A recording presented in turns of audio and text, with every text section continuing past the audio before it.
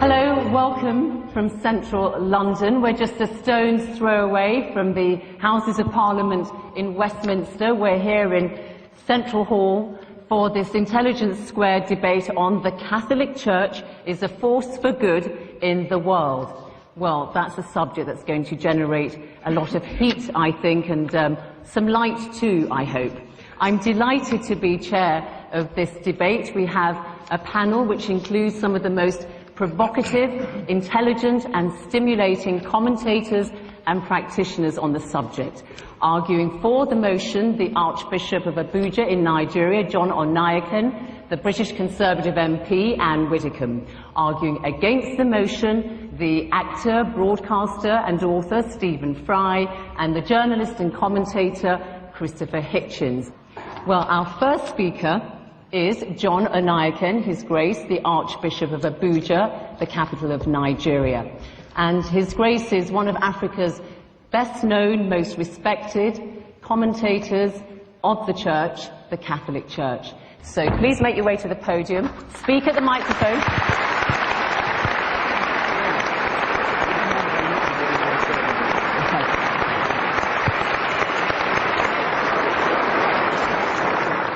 Friends, I certainly must say I'm grateful to be here, because for me it's more than a matter of debate, because that's what my life is all about. If I didn't believe that the Catholic Church is a force for good, I would not devote my whole life to precisely working in that institution, hoping that I am involved in something that is good for the whole world. You see, for me to be a Catholic is a gift of God. Let me start with the word church, the Catholic Church. Obviously, it means many things to many people, but I think as an archbishop, I should be in a position to say what it does mean, especially to us Catholics. Yes, the Catholic Church is an institution, and some people say it is perhaps the best organized institution in the world, but that's not really the essence of our church. We should go beyond the institution, and for us, the church is first and foremost a community of believers. And this is a community of believers that is spread all over the world, made up of all kinds of people. And the institution itself, as well as those whom we normally consider church people, people dressed up like me, for example, we are there only because of that huge community of people who are Catholics. I'm stressing this so that when you are asking yourself, is the Catholic Church a force for good in the world, don't look at me, don't look at Benedict XVI, look at the Catholics all over the world. That the church is a force for good in the world seems, obviously to me, is quite obvious. The question probably we should ask is, what kind of force? There was once an arrogant dictator who asked in disdain, how many battalions has the Pope? Obviously, he completely missed the point. It's not about military force or physical force, but it is about force.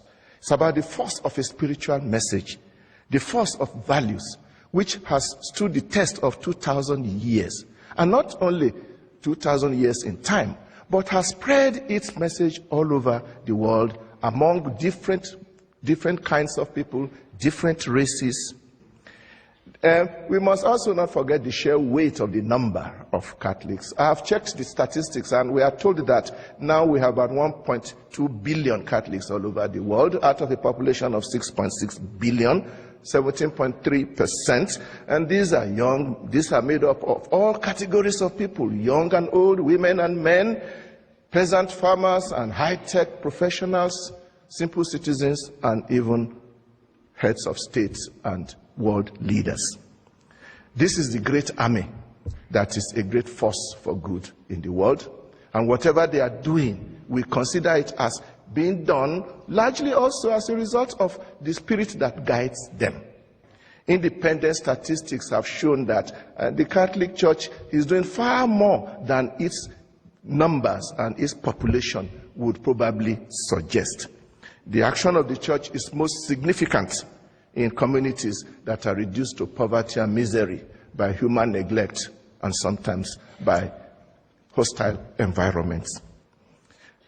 Talking of statistics, I spoke recently with the Director General of UNAIDS, which is the United Nations Agency for HIV and AIDS, and he said that 26% of the health institutions in the world directly involved with the treatment of HIV and AIDS are run by the Catholic Church.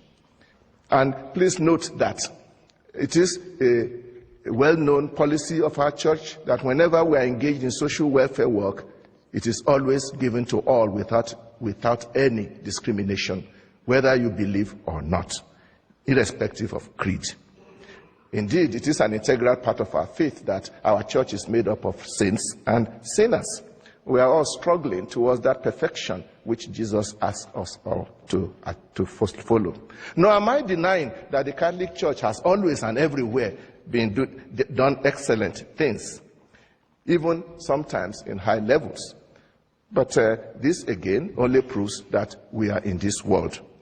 Even the late Pope John Paul II had no difficulty at all in admitting the mistakes that people who claim to be Catholics and working in the name of the church have done in the past, and even apologized. And such gestures of apology is very rare in our world today. Let me conclude by drawing your attention to one particular aspect of my faith which I admire greatly. We are very open to dealing and moving and collaborating with others. And I think this is very important for the world of our days. We are talking of the world of today.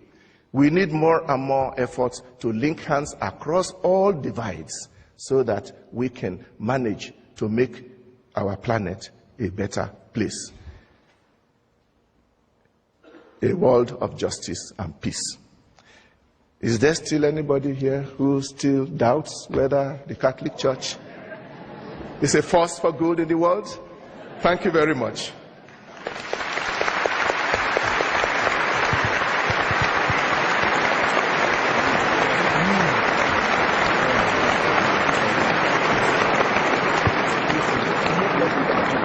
Our next speaker is Christopher Hitchens. He's arguing against the motion.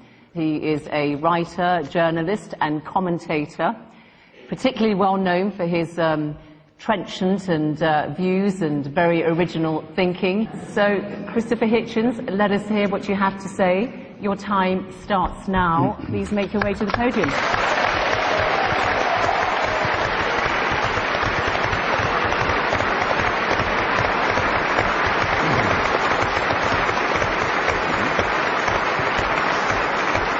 I'm sorry to have to begin by disagreeing with His Grace. If you're going to be a serious grown-up person and appear to defend the Catholic Church in public in front of an educated and literate audience, you simply have to start by making a great number of heartfelt apologies and requests for contrition and forgiveness. Now, you might ask, you're fully entitled to ask, brothers and sisters, who am I to say that? Well, in the Jubilee Millennium Year of 2000, the Vatican spokesman, Bishop Piero Marini, said, explaining a whole sermon of apology given by His Holiness the Pope, given the number of sins we've committed in the course of 20 centuries, reference to them must necessarily be rather summary. Well, I think Bishop Marini had that just about right. I'll have to be summary too. His Holiness on that occasion